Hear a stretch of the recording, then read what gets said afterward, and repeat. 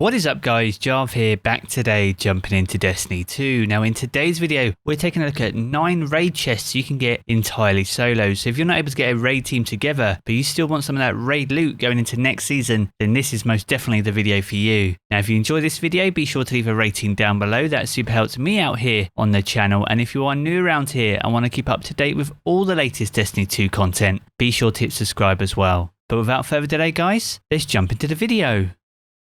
Now yesterday on the channel we covered a great Leviathan farm. This is good if you can get a fire team together and allows you to farm any of the armor for the Leviathan raid, which is very useful as it allows you to equip any of the hive mods that may be beneficial going into Beyond Light. Now as well as this though, you want to be farming out the armor from the Last Wish raid. This allows you to equip any of the Fallen and Taken mods, again very beneficial going into the DLC this fall. Now if you're not able to get a full team together to do the farm on the Leviathan, you can also get hive mods equipable on the Garden of Salvation armor. So in this video we're going to be covering off exactly how you can farm the Last Wish and the Garden of Salvation armor entirely solo. Now as well as armor, it is also possible to get weapons from the Last Wish raid. I got the Tekken Force Fusion Rifle for example with Kill Clip and Rampage, and this will go up to 1360 light, which will take us up to season 15. So to kick us off, we're going to jump into the Last Wish raid and we're going to make our way to the Wall of Wishes. This is where we can enter various codes as a way of being able to skip to certain encounters. Now if you haven't been there before,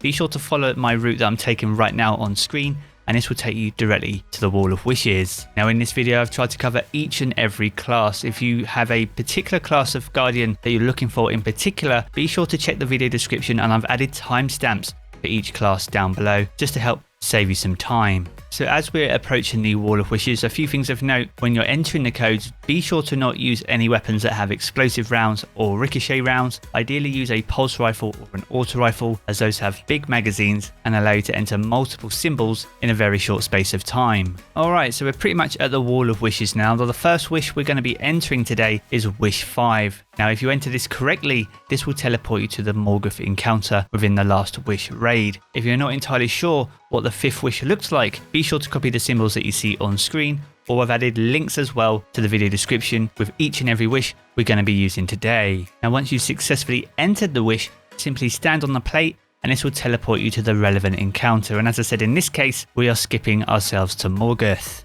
Now once you load in at Morgeth, you want to do a 180 and we're going to be jumping the huge ravine. This is where the destroyed bridge is in the Ascendant jump puzzle, but we're going to be jumping this gap as a way of going backwards and collecting the chest. Now the very first class we're going to be doing this on is the Titan. I'm running Thunder Crash as the subclass, which is middle tree. I also have Lion Rampants and a sword. Now to start us off, we're going to be using our Thunder Crash. This will take us about a third of the way there. You want to aim just above the tower across the ravine. Once your super runs out though, do one huge jump, swipe your sword, and then basically we're going to be now Titan flying the rest of the way. Now in order to do this, you want to make sure you have your catapult lift jump equipped. You need to double tap your jump button and then swipe your sword. So double tap, swipe your sword, double tap, and swipe your sword, and you want to repeat this until you reach the other side. And once you've made it over, you're free to go collect the chest. Now if you have other characters to run, you can load back in. However, you will need to re-enter the wish if you are on your own. If you have a friend however, you can ask them to join you, give them fire team leader, and then change your character and then join back on your friend, as a way of quickly avoiding yourself having to enter the Wall of Wishes code each and every time. Now for our Warlocks out there, we're running Top Tree Dawnblade. I have a sword equipped. I've got transversive steps on, but this isn't really going to matter as we're going to be in the air anyway. Now you want to consume your grenade to activate Heat Rises. Once you've done this, you want to make the biggest jump you possibly can, and once you're at your highest, pop your super, and then you want to time your Icarus dashes just to make sure you're getting the most momentum you possibly can. Now as you can see here, I'm reactivating my Icarus dash as my Guardian comes back towards the screen. This allows me to get as far as I can across the ravine with very little swipes needed from my sword to reach the other side. Now as before, once you successfully made it over, you're free to go collect the chest once again. If you have another character to run, if you have a hunter for example, then you can again use a friend as a way of swapping to your character without needing to re-enter the entire Wall of Wishes code. Now as for hunters, it's currently not possible for them to jump the ravine. It has been in previous seasons, but as of the launch of Season of Arrivals, that is no longer possible. However, if you have a very kind friend, in this case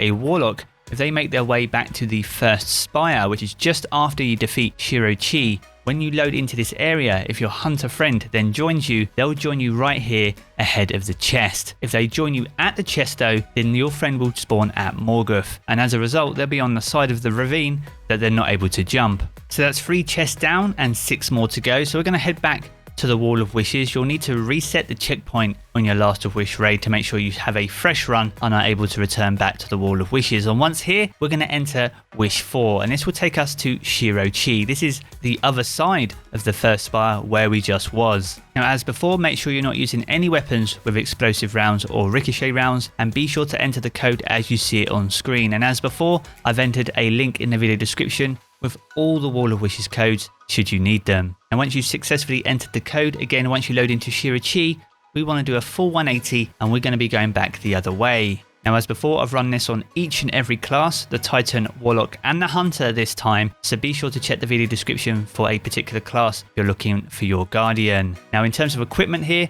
I'm running just a normal loadout. It's not any particular equipment you need to traverse the cliff or even make it back to the chest. However, there is a particular route that you can take, which is very quick and easy to do. Now, as before, be sure to follow the route that I'm taking on screen, and this will take you directly to the chest, which is between Kali and Shiro Chi. Now, this chest has an opportunity to drop armor, weapons, and also mods. So if you don't have any of the taken mods or you're missing a few, then you have an opportunity for them to drop from this chest as well, alongside armor and weapons. Now, the armor and weapons can go up to 1360 in power, which would take you up to season 15. So if you can get some good rolls on these can certainly stand the test of time should you need them to. Now, once you've made a successful run on one of your characters, feel free to swap to another. As before, if you have a friend with you, it makes it very easy to switch characters and reload back at Shiro Chi without the need of re-entering the Wall of Wishes code. Now, it's also important to remember that these chests can only be opened once per week. So if you have 3 characters and complete this video once a week, you're giving yourself 9 opportunities to get armor, weapons and mods from these 2 raids. And once you've successfully grabbed this chest on all 3 characters,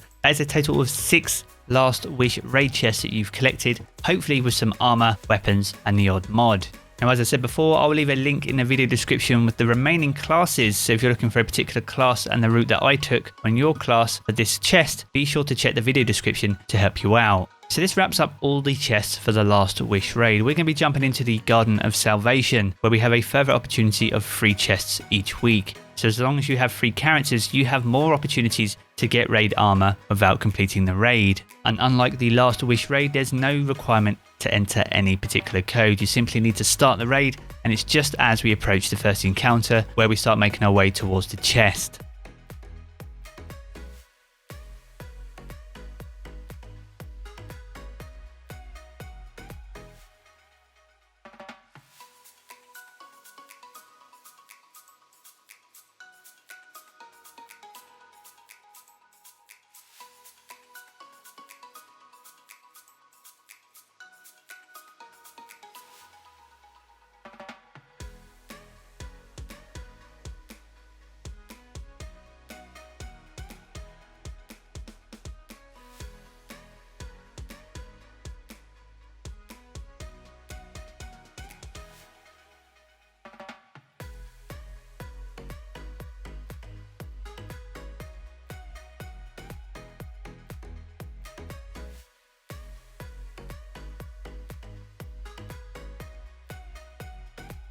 So here we are in the Garden of Salvation raid. There's no special requirement to enter any codes or special loadouts here. It's simply follow the route and grab the chest. So I'm going to let these clips play out for each and every class. So again, as before, if you're after a particular class, be sure to check the video description to make sure you're finding the one that you want for your particular Guardian. And the only thing to bear in mind here is to make sure you have a grenade launcher equipped. There's one point you'll need to load into a spawn zone called the Undergrowth, and once you load into that area, you'll need to use the grenade launcher to take yourself out. And the reason for this is to make sure you spawn back inside the raid and can easily go get the chest as you normally would. So once you've got all 3 chests, that'll be a total of 9 raid chests without completing a single raid encounter. But hopefully you get yourself some nice armor, weapons and mods along the way. Now I'm going to let the remaining classes play out. If you have enjoyed the video, be sure to leave a rating down below. That super helps me out here on the channel. And if you are new around here and want to keep up to date with all the latest Destiny 2 content, be sure to hit subscribe as well. I'm going to jump back into the game as always, guys, but I will catch you all again very soon.